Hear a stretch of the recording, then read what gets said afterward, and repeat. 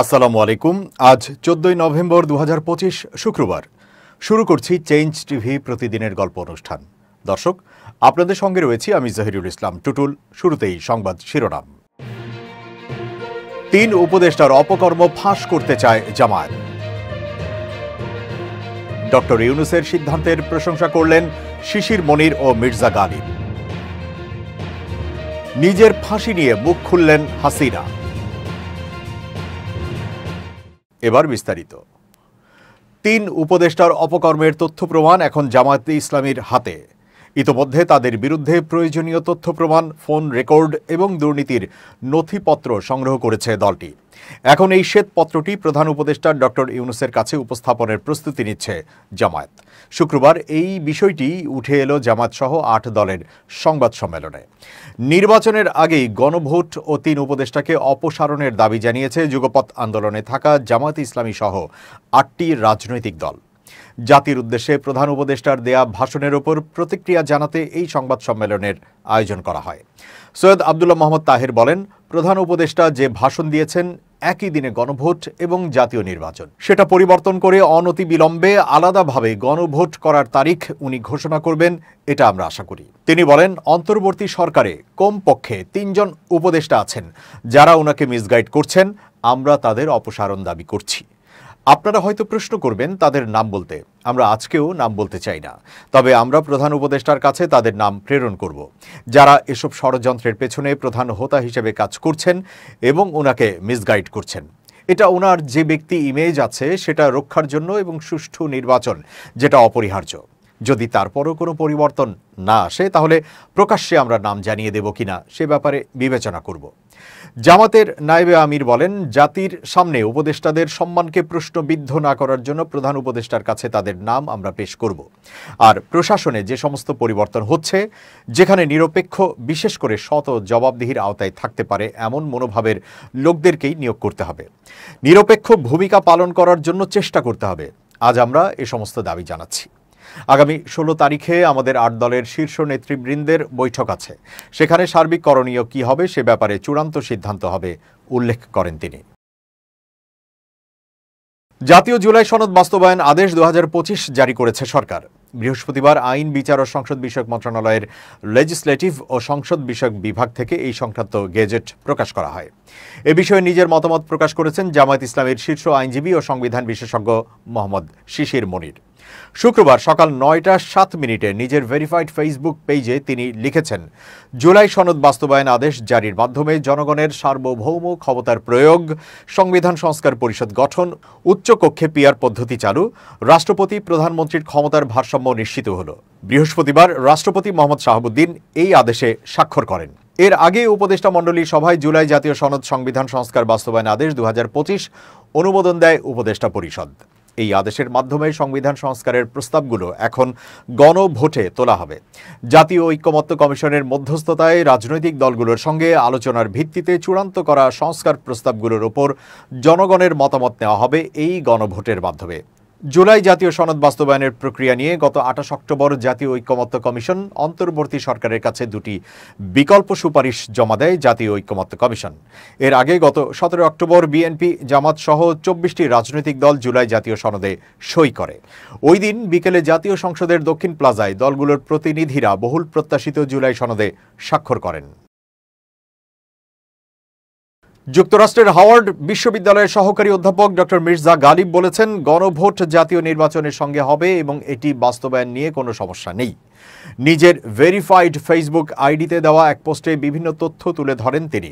অন্তর্বর্তী সরকারের প্রধান উপদেষ্টা ডক্টর মোহাম্মদ ইউনূসের ভাষণের পর ফেসবুকে মির্জা গালিব লেখেন, যদিও গণভোটে 4টা প্রশ্ন থাকবে, কিন্তু হ্যাঁ না ভোট সবগুলোর জন্য একসঙ্গে একটা। কাজেই এইটা মূলত একটা প্যাকেজ। ডিসেন্টগুলো আলাদা করে একটা আলাদা প্যাকেজ করার যে আইডিয়া, এটা এখানে অনুপস্থিত। তিনি আরও বলেন, অন্তর্বর্তী সরকার গণভোটের প্রশ্নটাকে যে 4 ভাগে ভাগ করলো, এর পেছনে অন্য একটা ফিলসফি কাজ করছে। কিছু বিষয়কে তারা নন নেগোশিয়েবল হিসেবে ধরে নিয়ে এক প্রশ্নের মধ্য দিয়ে দিয়েছে। আর এর বাইরের বিষয় পরের পার্লামেন্টের উপর ছেড়ে দিয়েছে, যেমন উচ্চকক্ষে পিআর, তত্ত্বাবধায়ক সরকার ব্যবস্থা, নির্বাচন কমিশন গঠন, এগুলো নন নেগোশিয়েবল, ফলে গণভোটে এক প্যাকেজের মধ্যেই যাবে। এরকম আরও কিছু নন নেগোশিয়েবল ইস্যু আছে, এর বাইরের বিষয়গুলো পরের পার্লামেন্টের কাছে যাবে। চতুর্থ প্রশ্নে এটা বলা আছে, জুলাই সনদে বর্ণিত অন্যান্য সংস্কার রাজনৈতিক দলগুলোর প্রতিশ্রুতি অনুসারে বাস্তবায়ন করা হবে। হাওয়ার্ড বিশ্ববিদ্যালয়ের এই অধ্যাপক বলেন, আমার মতে দুটো প্যাকেজ হইলে সবচাইতে ভালো হইতো, কিন্তু যে বিষয়গুলোকে সরকার নন নেগোশিয়েবল বলে মনে করছে এগুলোকে আমি নন নেগোশিয়েবল বলেই মনে করি, ফলে সরকারের এই সিদ্ধান্ত খুব খারাপ হইছে বলে মনে করি না। তিনি বলেন, গণভোট জাতীয় নির্বাচনের সাথে হবে, এটা নিয়ে আমি কোনো সমস্যা দেখি না। আইনি কাঠামো বেশি গুরুত্বপূর্ণ ছিল, এটা হয়ে গেছে। এখন গণভোট নির্বাচনের সাথে হইলে বিএনপি কিছুটা অ্যাকোমোডেট ফিল করবে, এটা বরং ন্যাশনাল ইউনিটির জন্য ভালো। এই রাজনৈতিক বিশ্লেষক বলেন, জামায়াত এবং এনসিপি যে সংস্কার চাইছে তার প্রায় পুরোটাই বাস্তবায়ন হতে যাচ্ছে। জামায়াতের উচিত নিম্নকক্ষে পিআর আর গণভোটের তারিখ আগায় আনার দাবি কম্প্রোমাইজ করা। নিম্নকক্ষের পিআর আমাদের জন্য মোটেও ভালো হবে না, আর গণভোট আগে হইলে হয়তো কিছুটা ভালো হইতো, আর একসাথে হইলেও অনেক প্রবলেম হয়ে যাবে, এমন কিছু না। মির্জা গালিব বলেন, বিএনপি পুরো সংস্কার প্রক্রিয়ায় উল্টো রাস্তায় হাঁটছে, তারা রাজনৈতিক এজেন্ডাকে ডমিনেট করতে পারতেছে না। বিএনপির উচিত সংস্কার ইস্যুতে তাদের পজিশন দলীয়ভাবে রিভিউ করা। ইউনূস সরকার আর আলী রিয়াজের এই কমিশন বাংলাদেশের ইতিহাসের পার্ট হয়ে উঠল। 2-4টা চোরাগুপ্তা হামলা করে আওয়ামী লীগ নিজের আরো ক্ষতি করা বাদে আর কিছু করতে পারবে না ইনশাল্লাহ। জুলাই আর আমাদের এই ন্যাশনাল বিল্ডিং বাংলাদেশকে বদলে দেবে বলে তিনি আশা করেন। বিএনপির স্থায়ী কমিটির সদস্য সালাউদ্দিন আহমেদ বলেছেন, দেশে একটি রাজনৈতিক দল যারা ধর্মের নামে রাজনীতির ব্যবসার মাধ্যমে জান্নাতের টিকিট বিক্রি করে ভোটের বৈতরণী পার হতে চায়, তাদের হাতে নারীরা নির্যাতিত হয়। শুক্রবার রাজধানীর শাহবাগে নারী ও শিশু অধিকার ফোরামের উদ্যোগে নারীর ওপর ক্রমবর্ধমান সহিংসতা ও অসম্মান প্রতিরোধে প্রস্তুত সচেতন নারী সমাজ শীর্ষক মৌন মিছিল পূর্ব সমাবেশে তিনি এই মন্তব্য করেন। সমাবেশ শেষে মুখে কালো কাপড় বেঁধে শাহবাগ থেকে মৌন মিছিল করে নারীরা, যা কেন্দ্রীয় শহীদ মিনারে গিয়ে শেষ হয়। সালাউদ্দিন আহমেদ বলেন, সারা বাংলাদেশে বর্তমানে যে নারী নির্যাতন হচ্ছে বা অতীতে হয়েছে তার কোনো কার্যকর প্রতিবাদ এখনো গড়ে তুলতে পারিনি। কিছু কিছু আইনি প্রণয়ন হয়, কোনো ঘটনার প্রেক্ষিতে আইন কঠিন হলে সঠিকভাবে কার্যকর হয় না। আইনের ফাঁকফোকর গলিয়ে নারী নির্যাতনকারীরা ও ধর্ষকরা বেরিয়ে যেতে পারে। কোনো কোনো ক্ষেত্রে শক্ত আইনের অপব্যবহার করে আইন শৃঙ্খলা বাহিনী এটা করে থাকে, সেদিকেও আমরা নজর দেব। ভারতের জাতীয় নিরাপত্তা উপদেষ্টা অজিত দোভালের আমন্ত্রণে দুদিনের সফরে দিল্লি যাচ্ছেন অন্তর্বর্তী সরকারের জাতীয় নিরাপত্তা উপদেষ্টা খলিলুর রহমান। সেখানে তাদের দ্বিপাক্ষিক বৈঠক হওয়ার কথা রয়েছে। সূত্র জানিয়েছে, খলিলুর রহমানের সফর নিশ্চিত হয়েছে। তিনি আগামী 19 নভেম্বর ভারতের রাজধানী দিল্লি সফরে যাচ্ছেন। সেখানে তিনি ভারত মহাসাগরীয় অঞ্চলের দেশগুলোর জাতীয় নিরাপত্তা উপদেষ্টাদের সম্মেলনে অংশ নেবেন। দিল্লিতে সম্মেলনের ফাঁকে বাংলাদেশ ও ভারতের জাতীয় নিরাপত্তা উপদেষ্টাদের মধ্যে বৈঠক হবে কিনা সে বিষয়ে শতভাগ নিশ্চিত হওয়া যায়নি। তবে বাংলাদেশের পরিবর্তনশীল ও অস্থির রাজনৈতিক পরিস্থিতির প্রেক্ষাপটে দুই দেশের গুরুত্বপূর্ণ নীতি নির্ধারকদের সরাসরি আলোচনায় আগ্রহ রয়েছে, ফলে তাদের মধ্যে দ্বিপাক্ষিক সংক্ষিপ্ত বৈঠক হওয়ার সম্ভাবনা উড়িয়ে দেওয়া যাচ্ছে না। গত বছরের আগস্টে অধ্যাপক মোহাম্মদ ইউনূসের নেতৃত্বে অন্তর্বর্তী সরকার দায়িত্ব নেওয়ার পর এটি হতে যাচ্ছে দ্বিতীয় কোনো উপদেষ্টার দিল্লি সফর। এর আগে এবছরের ফেব্রুয়ারিতে ইন্ডিয়া এনার্জি উইকে অংশ নিতে জ্বালানি উপদেষ্টা মোহাম্মদ ফজলুল কবির খান ভারত সফর করেন। 2024-এর জুলাই আগস্ট গণ অভ্যুত্থানের সময় প্রাণঘাতী দমন পীড়নের মাধ্যমে মানবতাবিরোধী অপরাধ সংঘটনের অভিযোগ অস্বীকার করেছেন গণ অভ্যুত্থানের মুখে ক্ষমতাচ্যুত বাংলাদেশের সাবেক প্রধানমন্ত্রী শেখ হাসিনা। আগামী 17 নভেম্বর বিশেষ ট্রাইব্যুনালে চলমান মামলার রায় ঘোষণার কথা।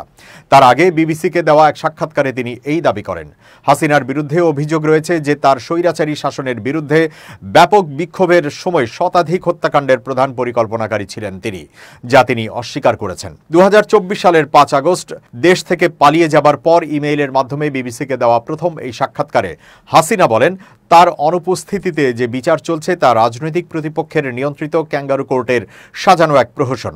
সোমবার দোষী সাব্যস্ত হলে তার জন্য মৃত্যুদণ্ড চেয়ে আবেদন করেছে রাষ্ট্রপক্ষ। হাসিনার দাবি, এই বিচার শুরু থেকেই পূর্ব নির্ধারিত দোষী সাব্যস্ত রায়ের দিকে এগোচ্ছিল। সোমবারের রায়কে সামনে রেখে রাজধানী ঢাকার ট্রাইব্যুনাল এলাকায় নিরাপত্তা জোরদার করা হয়েছে। এ রায় বাংলাদেশের জন্য যতটা তাৎপর্যপূর্ণ, তেমনি হাসিনাকে ক্ষমতাচ্যুত করা ছাত্র নেতৃত্বের আন্দোলনে নিহতদের স্বজনদের জন্য গুরুত্বপূর্ণ মুহূর্ত।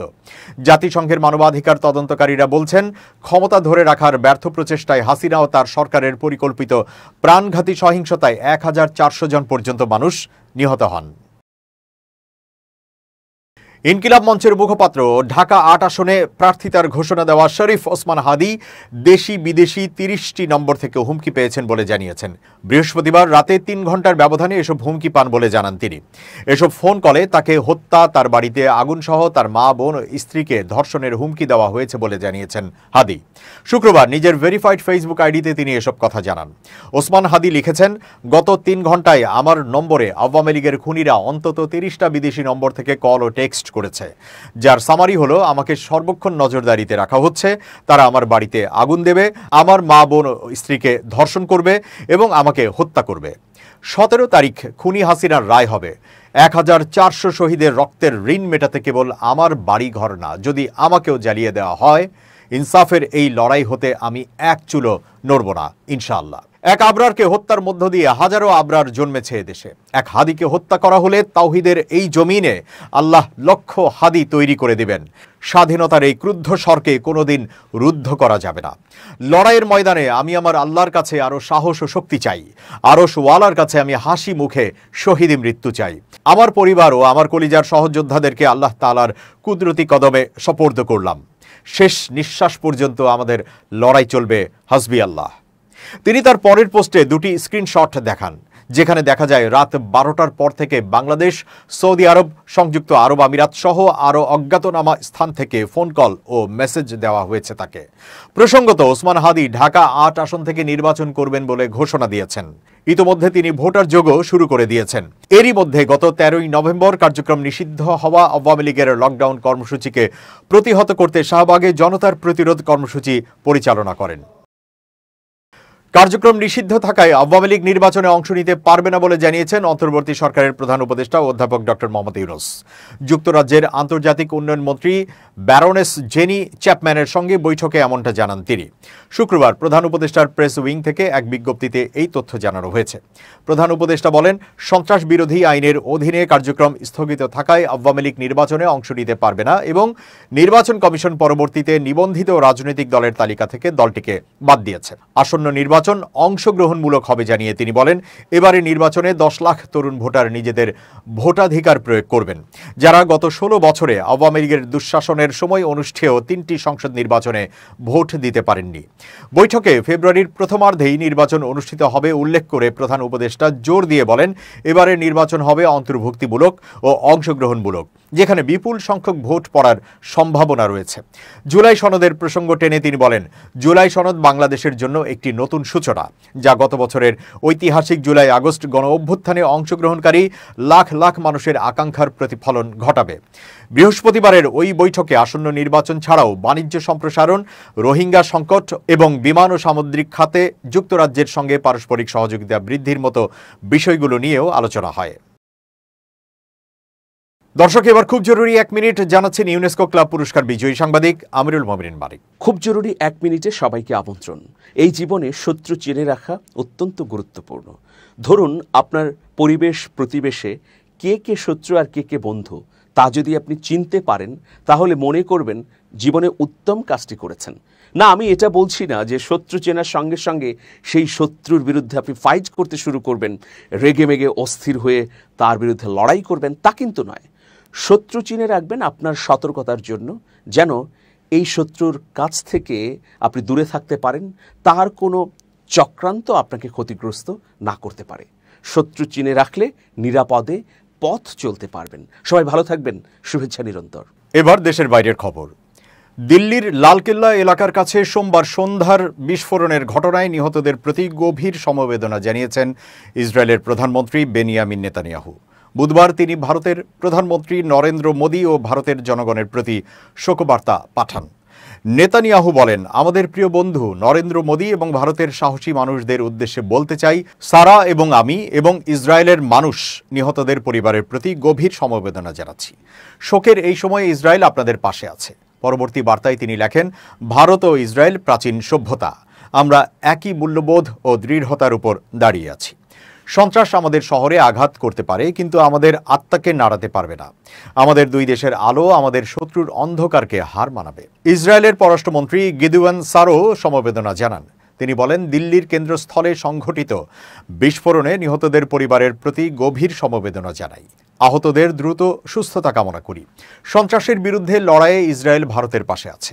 এদিকে বিস্ফোরণকে সম্ভাব্য সন্ত্রাসী হামলা ধরে নিয়ে তদন্ত শুরু করেছে ভারতের জাতীয় তদন্ত সংস্থা NIA। সংস্থাটি জানায়, একটি বিশেষ তদন্ত দল গঠন করা হয়েছে এবং এটি SP স্তরের কর্মকর্তাদের তত্ত্বাবধানে কাজ করবে। শেষ করছি চেঞ্জ টিভির প্রতিদিনের গল্প অনুষ্ঠান। changetv.press বাংলাদেশের ইউটিউব জার্নালিজমের অগ্রদূত। ভিজিট করুন এর ওয়েবসাইট www.changetv.press, youtube.com/changetvpress এবং সাবস্ক্রাইব করুন চ্যানেলটি। নিয়মিত লাইক, কমেন্ট ও শেয়ার করে আপডেট রাখুন নিজেকে। ভালো থাকুন, নিরাপদে থাকুন। শুভেচ্ছা নিরন্তর।